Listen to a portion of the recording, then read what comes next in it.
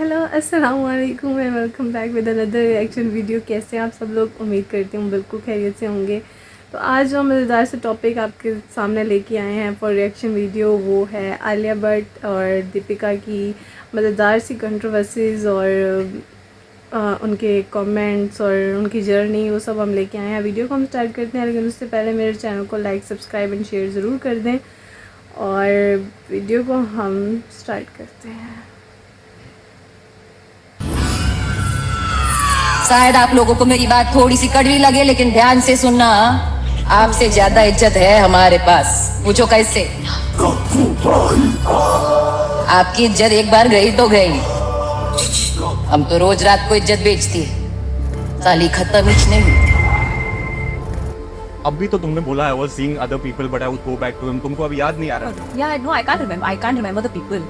I remember very clear. Alia Bhatt Bollywood की industry का एक ऐसा नाम जिसने 10 साल के अंदर ही पूरे इंडस्ट्री को हिलाकर रख दिया और बड़ी बड़ी सुपरस्टार्स की लिस्ट में, जिसमें श्रीदेवी और ऐश्वर्या राय आती थी, उनमें भी अपनी जगह बनाई। आज हम भट्ट परिवार की एक ऐसी बेटी की बात करने वाले हैं जिसके पैदा होते ही लोगों ने इनकी परिवार की हरकतों की वजह से इन्हें बुरी तरह से ट्रोल भी किया। बचपन से एक्ट्रेस बनने का सपना देखने वाली आलिया भट्ट ने कौन सी मूवी से as a child artist debut किया? और क्या सच में आलिया एक इंडियन नहीं है? मेल डोमिनेटेड इंडस्ट्री में अपना नाम बनाने वाली आलिया ने किस इंसिडेंट के बाद अपना मजाक खुद उड़ाना शुरू कर दिया? और वो कौन सा डायरेक्टर था जिन्होंने इन्हें 5 साल की उम्र में ही अपनी मूवी में रोल देने से इनकार कर दिया था? हाईवे जैसी फिल्म में अवार्ड विनिंग परफॉर्मेंस देने वाली आलिया भट्ट को सक्सेसफुल बनाने में पंकज त्रिपाठी का क्या रोल है? और क्या आलिया को खुद को एज अ डम दिखाना एक पब्लिसिटी स्टंट था? और कैसे अपने ठरकी पापा और अपने बहन से अलग इन्होंने अपनी अलग पहचान बनाई? और रणवीर से पहले कौन सा एक्टर से इनकी शादी भी होने वाली थी? इनकी करियर एनालिसिस से लेकर इनकी अपकमिंग मूवीज सबके बारे में विस्तार से चर्चा होगी। और आपके डिमांड पे हमने राइज अप स्टार में एक्टर के साथ साथ एक्ट्रेसेस के ऊपर भी वीडियोस बनानी स्टार्ट की है और ये इन डेप्थ एनालिसिस वाली हमारी सेकंड वीडियो है। और इस वीडियो के बाद आपको ये बात अच्छे से समझ में आ जाएगी कि क्यों नेपो किड होने के बावजूद भी आलिया ने इतना फेम कमाया और क्यों लोग उन्हें इग्नोर नहीं कर पाते हैं। तो लगा लो हेडफोन और पकड़ लो कोने वाली सीट।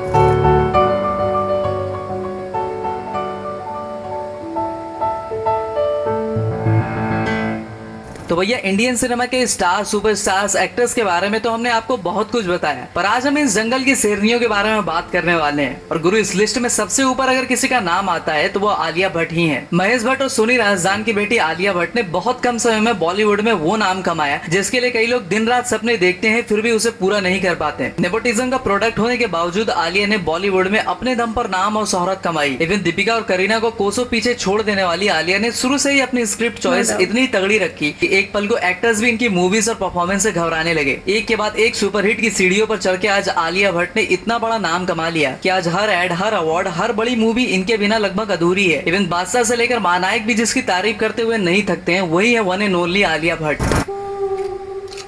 आलिया 15 में 1993 को भट्ट परिवार में जन्मी आलिया शुरू से ही गोल मटोल हुआ करती थी, जिसकी वजह से स्कूल में उन्हें काफी ज्यादा सताया जाता था और हमेशा उनका भी गाल पकड़कर गुगली गुगली वुक्स किया जाता था। पढ़ाई में ज्यादा दिलचस्पी ना रखने वाली आलिया ने शुरू से ही ठान लिया था कि गुरु बनना तो मुझे एक्ट्रेस ही है। कभी कभी जब उन्हें अपनी एक्टिंग करने की तड़प बर्दाश्त नहीं हुआ करती और महेश भट्ट अपनी बेटी को अकेले रूम में देखते हैं कि शीशे के सामने उनकी बेटी करीना और ऐश्वर्या की नकल कर रही है, ये सब देखकर थक चुके महेश भट्ट ने आलिया को as a child artist launch करने की सोची। और फाइनली 1999 में आई खिलाड़ी कुमार और प्रीति जिंटा की फिल्म संघर्ष में सिर्फ 6 साल की उम्र में आलिया ने अपना डेब्यू किया। इस फिल्म में वो प्रीति जिंटा के बचपन का रोल प्ले करते हुए नजर आई।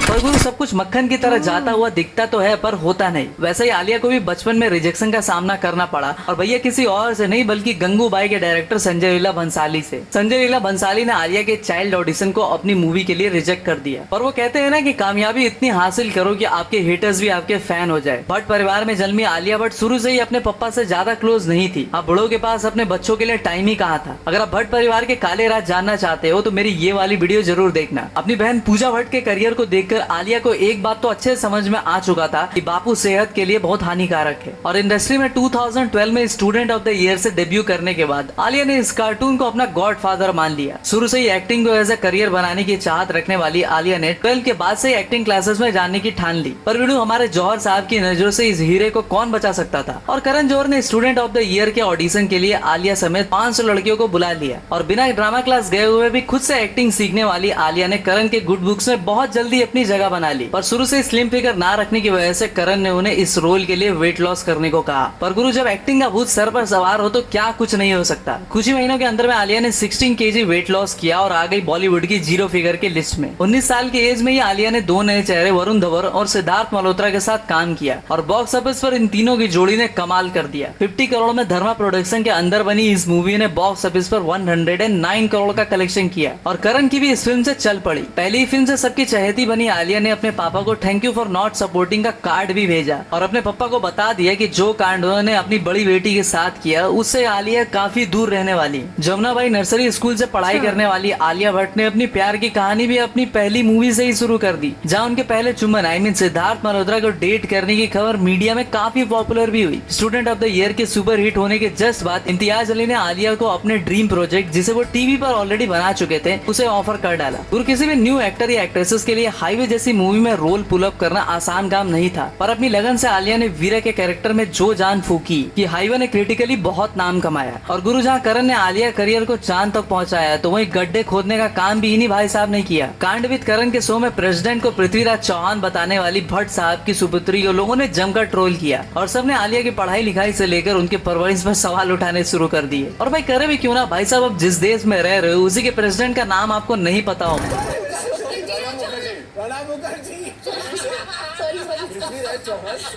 देश से याद है गुरु, तुम में से बहुत सारे लोगों को नहीं पता होगा कि आलिया के पास इंडियन सिटीजनशिप है ही नहीं, बल्कि बंदी ने उस देश का सिटीजनशिप ले रखा है जिन्होंने यहाँ सालों तक रूल किया था।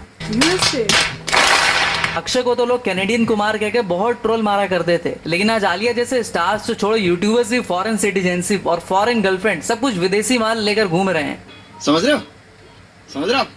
समझ रहे हो ना? क्या टॉपिक पे आते हैं। कॉपी विद करण के बाद लोगों को लगने लगा कि भट्ट साहब की बेटी उन्हीं की तरह दिमाग से थोड़ी पैदल है, पर गुरु आलिया ने ट्रोलर्स को बहुत स्मार्टली जवाब दिया और कई बार तो मीडिया इंटरव्यू में खुद का मजाक बनाते हुए भी दिखाई दी। क्योंकि किसी ने सही कहा है मेरी जान, की लोग जब तुम्हारा मजाक उड़ाए तो उन्हें जवाब न देकर खुद पर हंसना शुरू कर दो, उनका मजाक तुम्हारे लिए खुद बंद हो जाएगा। जहाँ इनकी करियर की शुरुआत ही ट्रोलिंग से हुई, वह आज के समय में आलिया एक ऐसा नाम है जो किसी भी कंट्रोवर्सी या ट्रोलिंग से बिल्कुल भी दूर रहती है और कभी भी इन दलदलों में नहीं फंसती। और उनकी फैन फॉलोइंग अब सिर्फ इंडिया ही नहीं बल्कि बाहर के देशों में भी काफी ज्यादा है। और 2023 की Netflix Hollywood film heart of stone में आलिया ने एक्टिंग के मामले में गौरव तक को चैलेंज कर डाला। Scene when Kea and Rachel are abandoned together in the desert. They have nowhere to go and they're just kind of stuck with each other. बचपन से ही सिर्फ एक्टिंग ही नहीं बल्कि डांसिंग और सिंगिंग का भी फुल पैकेज लेकर आने वाली आलिया भट्ट ने बहुत ही कम उम्र में फेमस समक दवर डांसिंग स्कूल में एडमिशन ले लिया था और सिंगिंग ग्रेट AR रहमान के अंदर सीखना भी शुरू कर दिया था। बचपन से ही बहुत बड़े स्टार बनने के शौक को आलिया ने कई सारे इंटरव्यूज में भी बताया था। Alia, I think, has plans to be deeply entrenched in the film industry. 2014 में ही हाईवे के साथ साथ आलिया ने 2 स्टेट्स और बद्रीनाथ की दुल्हनिया से बॉक्स ऑफिस की क्वीन बनी। जहां 30 करोड़ में बनी 2 स्टेट्स ने इंडिया में 80 करोड़ का कलेक्शन किया, तो वहीं 40 करोड़ में बनी बद्रीनाथ की दुल्हनिया ने वर्ल्ड वाइड 200 करोड़ का कलेक्शन करके प्रूव कर दिया कि गुरु मूवी सिर्फ हीरो से ही नहीं चलती। 2 स्टेट्स के साउथ इंडियन कैरेक्टर को क्रिटिक्स ने काफी पसंद किया और जहाँ टिपिकल बॉलीवुड मूवीज में अब तक साउथ इंडियन कैरेक्टर्स को डम मंद बुद्धि दिखाया जाता था, तो वहीं आलिया ने कई महीनों तक साउथ इंडियन लैंग्वेज सीखी, लेकिन उन्हें क्या पता था कि इसका फल उन्हें 5 साल बाद मिलेगा, जिसके बारे में हम आपको आगे बताएंगे। शुरू से ही काफी इमोशनल बिंग रही आलिया भट्ट का जानवरों से काफी लगाव रहा है, जिसकी वजह से वो स्ट्रीट डॉग एडॉप्टेशन कैंपेन्स में भी पार्टिसिपेट करते रही हैं। हाँ, वो बात अलग है कि मैडम लेदर के बैग से लेकर लेदर के दूसरे प्रोडक्ट्स धड़ल्ले से इस्तेमाल करती हैं। हिपोक्रेसी की भी सीमा होती है। 550 करोड़ का नेटवर्क रखने वाली आलिया भट्ट ने बिजनेस में भी सक्सेसफुली अपना हाथ जमाए रखा, जहां वो बच्चों की फेमस क्लोथिंग ब्रांड एड मामा की फाउंडर भी हैं।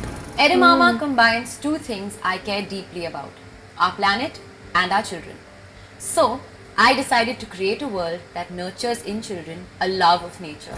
शुरू से ही कुछ कुछ होता है जैसी मूवीज में काम करने की चाहत रखने वाली आलिया भट्ट का सपना फाइनली करण जौहर ने पूरा कर डाला। पर अनलाइक बाकी स्टार्स जो सिर्फ ग्लैमर और बड़े स्टार्स के साथ स्क्रीन शेयर करने में बिलीव करते हैं, आलिया ने अपने मेल को स्टार्स तक को स्टारडम में काफी पीछे छोड़ डाला और कंटेंट बेस्ड मूवी से क्रिटिक्स और ऑडियंस दोनों को इम्प्रेस किया, जिसमें उड़ता पंजाब, डियर जिंदगी और राजी ने बॉलीवुड की गलियों में ये खबर फैला दी कि गुरु श्रीदेवी के बाद पहली बार कोई फीमेल एक्ट्रेस इतने पावर पैक परफॉर्मेंस देने का गुदा रखती हैं। लेजेंडरी एक्टर्स जैसे मनोज बाजपेयी और पंकज त्रिपाठी तक ने आलिया की खूब तारीफ की और पंकज सर ने तो उन्हें उड़ता पंजाब के रोल के लिए खुद ट्रेन भी किया और उनकी बिहारी बोलने से लेकर बिहारी हरकतों तक आलिया की सारी कमान पंकज त्रिपाठी ने संभाली और एक सच्चे शिष्य की तरह आलिया ने अपने परफॉर्मेंस से अपने गुरु का खूब नाम रोशन किया। राजी जैसी फीमेल लीड मूवी जिसमें सारी एक्ट्रेसेस ने काम करने से अपने हाथ खड़े कर लिए थे।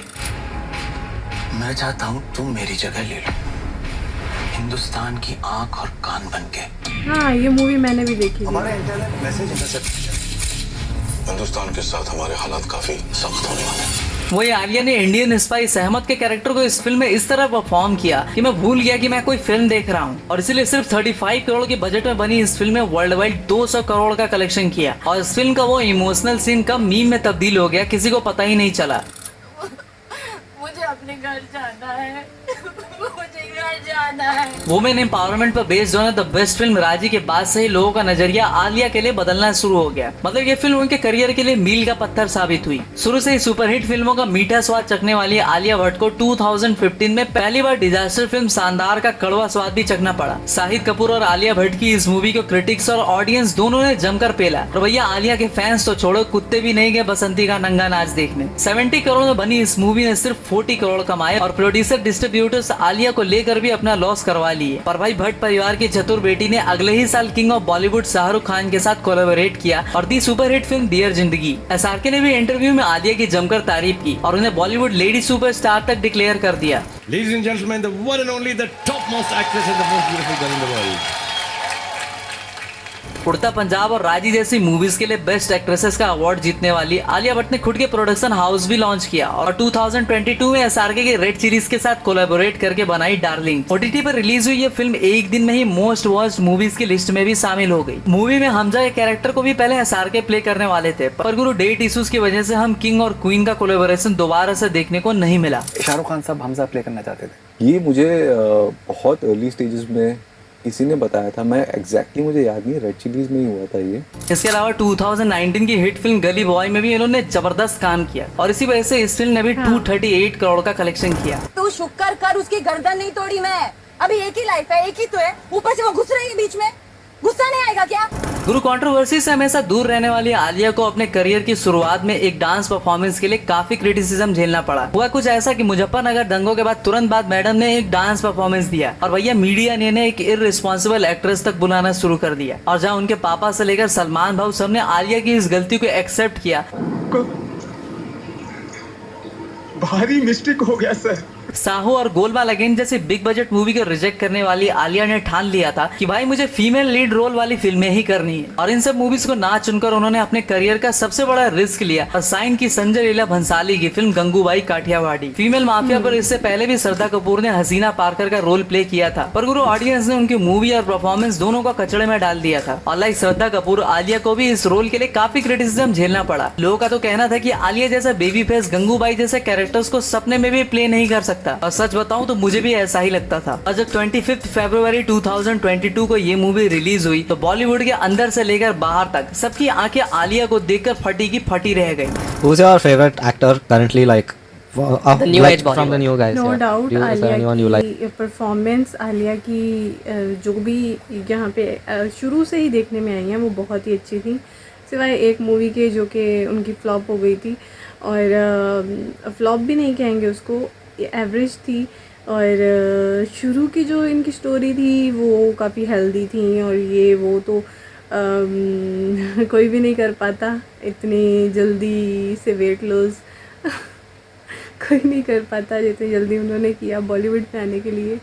और मुझे तो इसकी स्टोरी सुन के, जर्नी सुन के बहुत ही अच्छा लगा। आप लोगों को कैसा लगा मुझे नीचे कमेंट बॉक्स में ज़रूर बताइएगा।